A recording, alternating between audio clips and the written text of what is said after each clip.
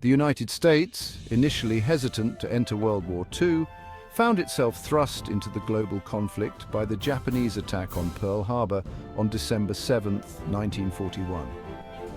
This surprise assault on the Hawaiian naval base was a meticulously planned operation by the Japanese, aiming to cripple the US Pacific Fleet and secure Japan's dominance in the Pacific. This act of aggression awakened a sleeping giant, galvanizing the American people and unleashing the nation's vast industrial and military might. Factories that once produced consumer goods were swiftly converted to manufacture war materials, and the workforce, including women and minorities, mobilized to support the war effort.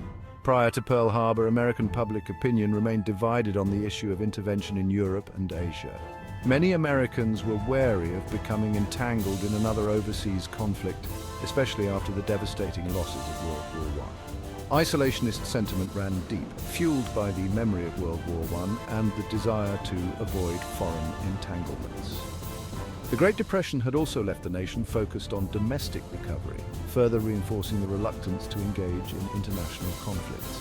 However, President Franklin D. Roosevelt recognized the growing threat posed by Nazi Germany and Imperial Japan, and he sought to prepare the nation for the possibility of war, while providing material aid to the Allied powers. Through initiatives like the Lend-Lease Act, Roosevelt aimed to support Britain and other nations fighting against the Axis powers without direct involvement. The attack on Pearl Harbor shattered American complacency and united the nation against a common enemy. News of the attack spread rapidly, and Americans from all walks of life listened intently to radio broadcasts detailing the devastation. The surprise raid, which killed over 2,400 Americans and sank or damaged numerous battleships and aircraft, shocked the nation and ignited a wave of patriotic fervor. Memorial services were held across the country, and the American flag was flown at half-mast in honor of the fallen. Overnight, isolationism evaporated as Americans rallied to the defense of their country and the cause of freedom around the world. Recruitment offices were flooded with volunteers eager to serve, and communities came together to support the war effort in any way they could. With a unified nation behind him, President Roosevelt declared war on Japan the day after the attack on Pearl Harbor, effectively bringing the United States into World War II. His speech to Congress was met with overwhelming support, and the nation braced itself for the challenges ahead. 3 days later, Germany and Italy declared war on the United States, solidifying America's entry into the global conflict. The Axis powers' declarations of war were met with a resolute determination from the American people to fight back and defend their nation. The die was cast, and the United States was now fully engaged in a fight for survival against the forces of tyranny. American soldiers, sailors, and airmen prepared for battle, while the home front worked tirelessly to support the war effort. The nation's resolve was unshakable, and the sleeping giant had truly awakened, ready to take on the monumental task of securing victory and restoring peace to the world.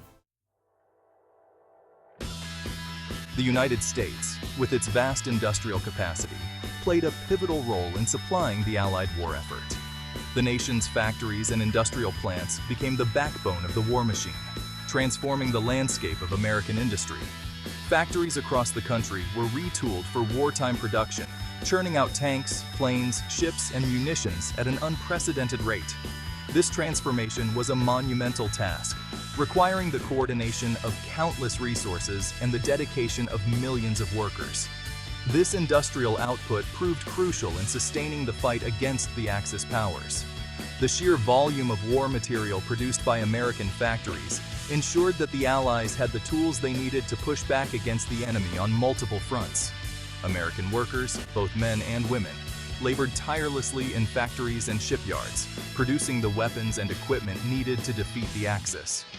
Women, in particular, stepped into roles traditionally held by men, becoming an essential part of the workforce and symbolizing the nation's collective effort. From the assembly lines of Detroit to the steel mills of Pittsburgh, the nation hummed with the sounds of wartime production. Every corner of the country contributed to the war effort, with industries large and small adapting to meet the demands of the conflict. The scale of American industrial output during World War II was staggering. Factories operated around the clock, and the sheer size of the production facilities was a testament to the nation's industrial might. The United States produced over 86,000 tanks, 300,000 aircraft, and millions of other essential items. This massive production effort was a key factor in the eventual victory over the Axis powers, and 5,700 ships during the war, dwarfing the production of the Axis powers. The scale and efficiency of American production were unmatched, providing the Allies with a critical advantage. This massive outpouring of war material proved decisive in tipping the balance of power in favor of the Allies. American-made tanks, planes, and ships became the backbone of the Allied forces, enabling them to launch successful offensives and secure key victories.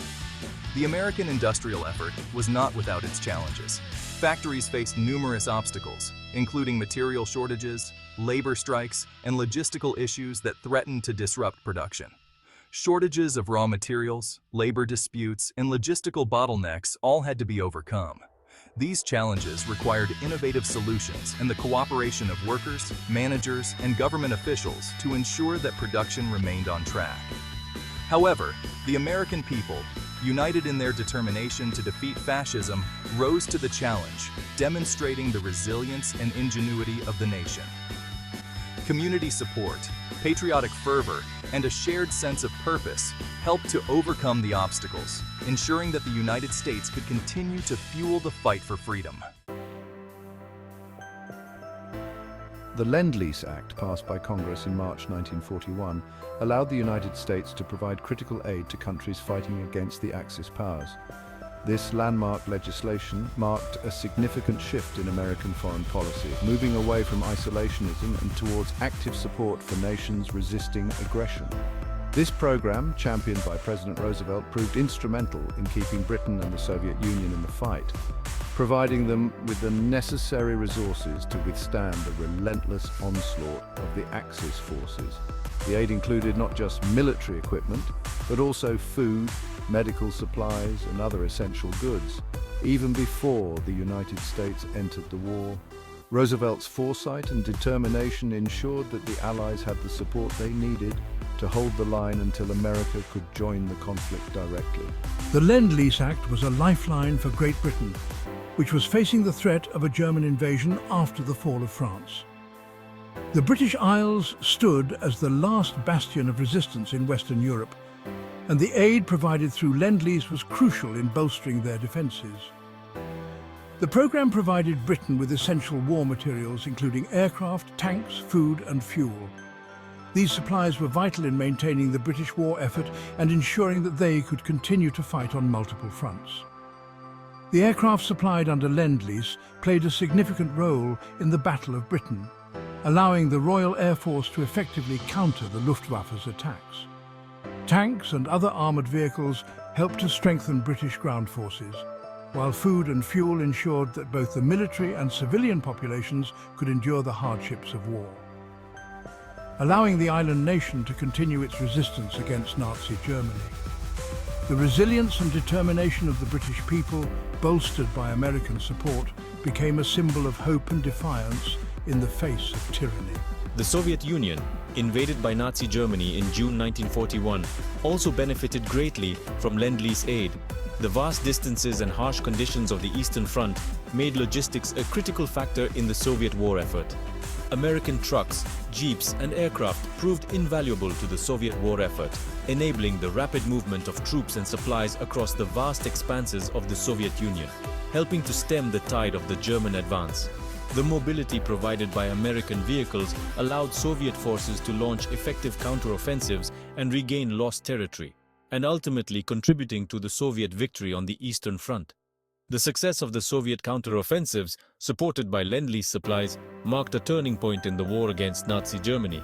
The Lend-Lease program was not without its critics, some of whom argued that it was dragging the United States closer to war. Isolationists feared that providing aid to the Allies would inevitably lead to American involvement in the conflict.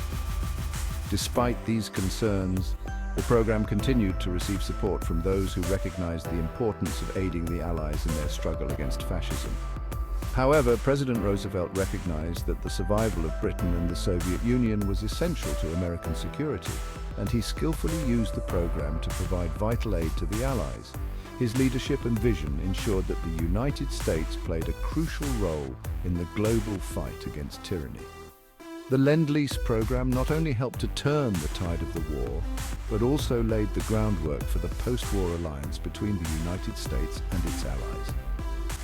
The cooperation and mutual support fostered by Lend-Lease would continue to shape international relations for decades to come.